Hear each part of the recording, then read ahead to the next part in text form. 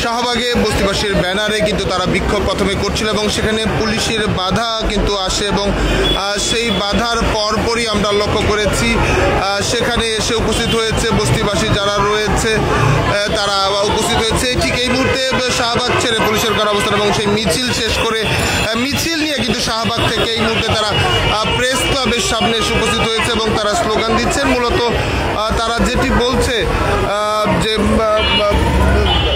মিরপুরের মূলত কলমিতলা বা বাজারের সরকারের কাছে পাওনা শহীদ পরিবারের ক্ষতিপূরণ মিরপুর বাসানটেকের বস্তি পুনর্বাসন প্রকল্প বাধাগ্রস্ত হয়েছিল সেটি পুনর্বহালের দাবিতে আসলে তারা সেই বিক্ষোভটি তারা করছে এবং এই মুহূর্তে তারা প্রেস ক্লাবের সামনে উপস্থিত হয়েছে। আমরা কি জনগণ না, আমার কি একটা ভোটের দরকার আছে না? ওনাদের নাই, এই কারণে পাঠায় নাই।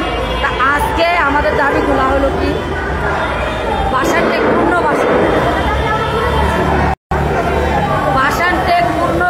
15,000 বস্তিবাসীর জন্য প্ল্যান আলহাজ আব্দুল রহিম করেছে। আমরা এটা বিরোধ চাই। আর আলহাজ আব্দুল রহিমের যে কলমিলতা মার্কেটের যে ক্ষতিপূরণ এইটা দেওয়া হোক, এইটা দিলে আমরা বস্তিবাসী শান্তিতে মেনে নেওয়া না হয় তাহলে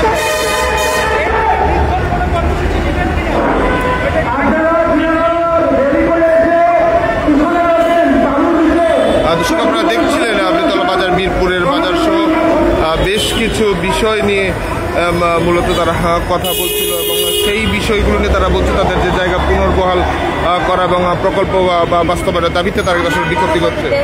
ডক্টর ইউনূসের বাড়ির সোনারগাঁও ওই জায়গা আমরা ঘেরাও যমুনা তো আমরা ঘেরাও দিব। আমাদের দাবি যদি না মানা হয় আমরা ঘরে ফিরে যাব না।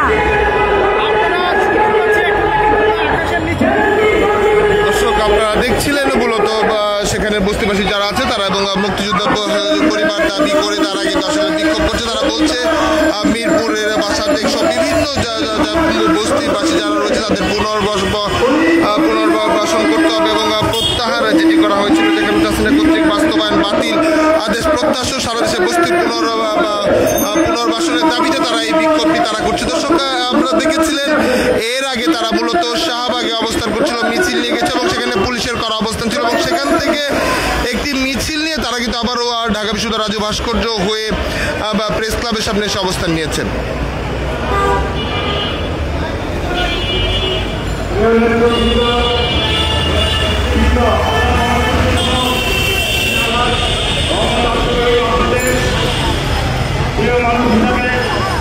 আপনাদের সামনে দাঁড়ানো আছি।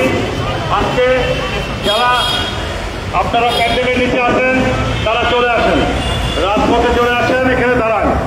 আপনাদের কাছ থেকে আমি এই অনুষ্ঠান যেহেতু শেষ করব আপনাদের সাথে কথা বলে আমি 5 মিনিটের মধ্যে চলে যাব। আমার শরীরটা খারাপ লাগতেছে। আমি যেহেতু আপনারা জানেন আমি প্রায় 70 বছর বয়স আমার, দেখতে আমাকে কিছুটা সুস্থ লাগলেও ডায়াবেটিসের রোগী।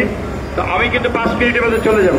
যা করবো 5 মিনিটের মধ্যে কথা বলে চলে যাব। পরে আমাকে বলবেন না যে আমি কেন আপনাদেরকে পিটাই নিয়ে গেলাম না, কারণ আমাকে এখন চিকিৎসা নিতে হবে, কিছুটা আমাকে দ্রুত যেতে হবে বাসায় গেলে। দর্শক এই ছিল প্রেস ক্লাবের সামনে থেকে সরাসরি এই ছিল প্রেস ক্লাব আপডেট পেতে এখন আপনারা যারা এখানে দাঁড়িয়েছেন